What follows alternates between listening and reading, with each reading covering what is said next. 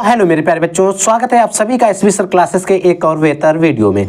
तो कैसे हो आप सब और कैसे चल रही है आपकी प्रिपरेशन। आई होप आप सभी लोग का स्वस्थ और मस्त होंगे और आपकी प्रिपरेशन एकदम बेहतर तरीके से चल रही होगी। तो बच्चों, आज के इस लेक्चर के अंदर हम लोग डिस्कस करने वाले हैं क्लास 12 केमिस्ट्री के बारे में।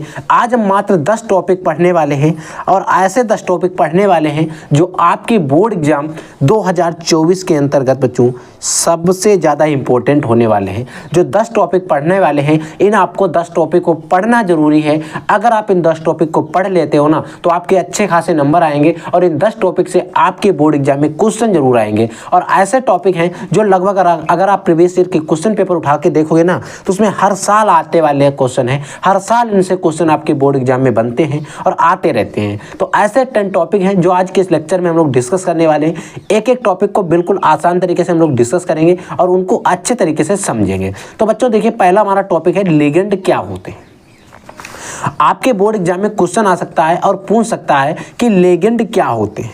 तो बच्चों, अगर आपने कुछ इस प्रकार से कोई यौगिक देखा होगा उपसंयोजन यौगिक वाले चैप्टर में, अगर आपने ऐसा देखा है तो आप समझ लीजिए आपको इस टॉपिक समझ में आ जाएगा। क्या होता है लिगेंड, क्या होता है किसी संकर यौगिक, और ये जो यौगिक होता है इसे हम संकर यौगिक कहते हैं। इनमें कई प्रकार के कार्बन परमाणु होते हैं, ठीक है। किसी संकर यौगिक में उपस्थित वह स्पीसीज जो केंद्रीय धातु परमाणु अथवा आयन से जुड़ी होती है लिगेंड कहलाती है। देखिए, संकर यौगिक में उपस्थित वह स्पीसीज, मतलब कोई एक स्पीसीज कौन है, एफ है, जो केंद्रीय धातु परमाणु अथवा आयन से जुड़ी हो। स्पीसीज क्या है हमारी, CN है। केंद्रीय धातु परमाणु अथवा क्या हमारा Fe है, ठीक है।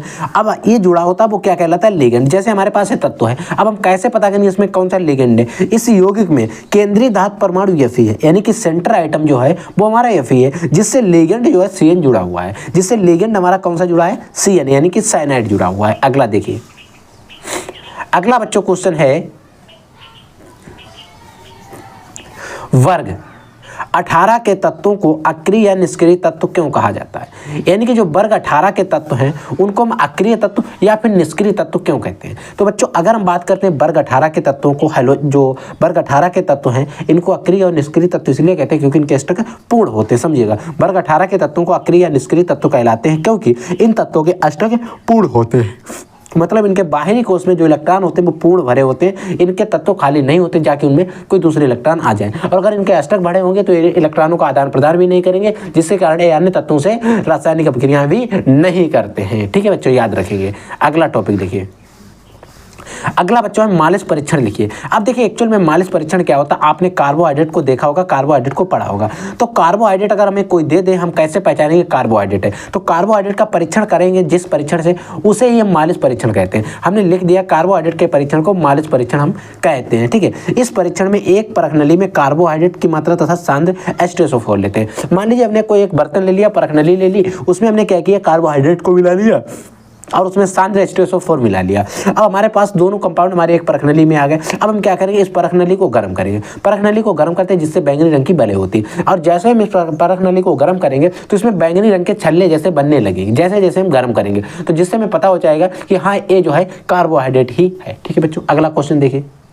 देखिए बच्चों, अगला हमारा जो टॉपिक है ग्लूकोज का एक रासायनिक परीक्षण लिखिए। यानी कि ग्लूकोज का कोई एक रासायनिक परीक्षण में बताना है। देखिए, ग्लूकोज का रासायनिक परीक्षण टालेन अभिक्रमक से कर सकते हैं, फेलिंग विलयन से कर सकते हैं। तो आज हम बात करेंगे इस लेक्चर में कि टालेन अभिक्रमक से। देखिए, जब ग्लूकोज को टालेन अभिक्रमक के साथ प्रवाहित करते हैं, जो हमारा ग्लूकोज होता है उसको टालेन अभिक्रमक के साथ प्रवाहित करते हैं तो रजत दर्पण बनता है। ये हमारे पास ग्लूकोज है। ये बच्चों क्या है, ग्लूकोज।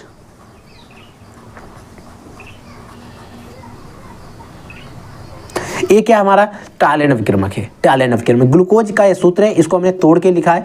ये टालेन अभिक्रमक है। जब हम तोड़ते हैं तो इसका जो Ag था, इसमें जो OH लगा है, यहाँ पर इसका ऑक्सीजन जो हटेगा और यहाँ पर C OH बना देगा। इसमें OH एसिड बना देता और 2Ag निकल जाता है।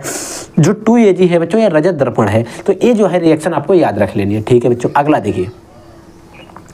अगला बच्चों विटामिन पर संक्षिप्त टिप्पणी करिए। देखिए, विटामिन पर संक्षिप्त टिप्पणी करिए एक क्वेश्चन लगभग 3 नंबर में हमारे बोर्ड एग्जाम के अंतर्गत पूछा गया था। देखिए, विटामिन एक प्रकार के जटिल कार्बनिक पदार्थ होते हैं। कैसे होते हैं, जटिल कार्बनिक पदार्थ होते हैं। देखिए, ऑर्गेनिक कंपाउंड्स होते हैं, कार्बनिक पदार्थ होते हैं, ठीक है। विटामिन की खोज सी फंक ने की थी। अब हिंदी में फंक भी मिल सकता है, फंक भी मिल सकता है, तो FUN के इंग्लिश में FUN के ही मिलेगा, नहीं की थी, ठीक है।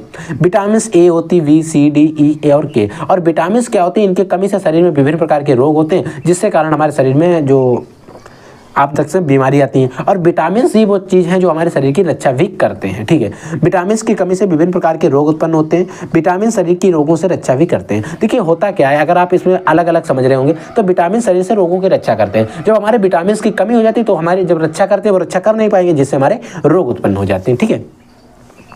अगला बच्चों है ज्यूटर आयन से क्या तात्पर्य है। एक्चुअल में ज्यूटर आयन क्या होते हैं। ज्यूटर आयन को अगर हम बात करें, जब अल्फा अमीनो एसिड होते हैं उनको जल में घोला जाता है तो जल अपघटन के फलस्वरूप प्राप्त आयन जो होते हैं उनको ज्यूटर आयन कहते हैं। जैसे अगर एग्जांपल्स की बात करें, ए हमारे पास कोई अल्फा एमिनो एसिड है, इसकी मैंने रिएक्शन कराई या जल में घोल दिया। जब हमने घोला तो इसका NH2 जो था, इसका H जो था यहाँ पर आके NH3 बना दिया, यहाँ पर C डबल निगेटिव बना दिया, CO2 नेगेटिव अगर हम कह सकते हैं, या COO नेगेटिव बना दिया, NH3 पॉजिटिव बना दिया। तो ये था इसका एग्जाम्पल, ठीक है बच्चों। ये ज्यूटर आयन हो गया। ज्यूटर आयन पर क्वेश्चन हमारे बोर्ड एग्जाम में ज़्यादातर पूछे जाते हैं, ठीक है। अगला देखिए बच्चों, अगला हमारा जो टॉपिक है कॉपर धातु। जो कॉपर धातु यानी कि Cu जो होती है, सिल्वर नाइट्रेट यानी कि AgNO3 के विलयन से सिल्वर को विस्थापित कर देती है। क्यों? यानी कि सिल्वर जो धातु होती है, सिल्वर नाइट्रेट का, अब कॉपर धातु जो होती है वो सिल्वर नाइट्रेट के विलयन से सिल्वर को क्यों विस्थापित कर देती है, ऐसा क्यों होता है आपको बताना है। तो बच्चों अगर हम बात करें तो विद्युत रासायनिक श्रेणी है, इसके आधार पर ऐसा हो जाता है। देखिए विद्युत रासायनिक श्रेणी में कॉपर धातु का स्थान सिल्वर धातु से ऊपर है, यानी कि जो Cu है वो सिल्वर से ऊपर है।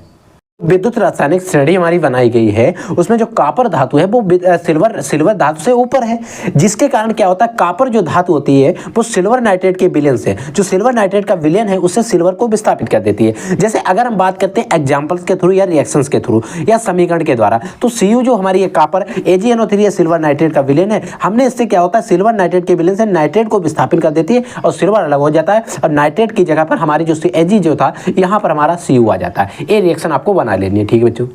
अगला हमारा टॉपिक है हेनरी का नियम, समझाइए तथा इसके कुछ महत्वपूर्ण उपयोग भी बताइए। तो बच्चों अगर हम बात करें हेनरी के नियम की, तो आपने हेनरी का नियम पढ़ा होगा। हेनरी का नियम क्या कहता है, अगर ताप स्थिर है, दाब स्थिर है, तो किसी भी गैस जो भी द्रव में विलय होगी उसका जो आंशिक दाब होगा उसका समानुपाती होगा विलेयता के। देखिए इस नियम के अनुसार स्थिर ताप पर किसी गैस की जो द्रव में विलेयता, अगर स्थिर ताप है तो किसी भी गैस की जो द्रव में विलेयता होगी उसके आंशिक दाब के समानुपाती होगी। उसका जो आंशिक दाब होगा किसका, द्रव का, उसके समानुपाती होगी। यदि गैस की द्रव में विलेयता जो है वो S है, उसका आंशिक दाब P है, तो S का जो गैस जो है उसका आंशिक दाब हमारा क्या है, P है, और उसकी द्रव में विलेयता जो S है, सॉल्युबिलिटी है, वो हमारी S है। तो हम क्या कहें, हेनरी के नियम से, और जो द्रव में विलेयता जो होती है आंशिक दाब के क्या होती है, समानुपाती, यानी कि S डायरेक्टली प्रोपोर्शनल, S समानुपाती है P। और एक इंपॉर्टेंट है, आप इसको याद जरूर रखोगे, ठीक है बच्चों। अगला देखिए, अगला है कारण सहित स्पष्ट कीजिए कि हीलियम उत्कृष्ट गैसों में सबसे ज्यादा निष्क्रिय है। यानी कि कारण सहित आपको बताना है कि जो हीलियम गैस होती है वो उत्कृष्ट गैसों होती है, उनमें से सबसे निष्क्रिय क्यों है। तो बच्चों हीलियम उत्कृष्ट गैसों में सबसे ज्यादा निष्क्रिय होती है क्योंकि इसमें कोषों की संख्या सबसे कम होती है और आकर्षण बल सबसे ज्यादा होता है। मान लीजिए अगर कोई भी छल्ला है, उसके बीच की दूरी बहुत कम है, छल्ला छोटा है, तो उसको फैलाने में दिक्कत होगी, उसमें जो इलेक्ट्रॉन होंगे उनके बीच आकर्षण बल जो होगा वो अधिक लग रहा होगा, ठीक है बच्चों।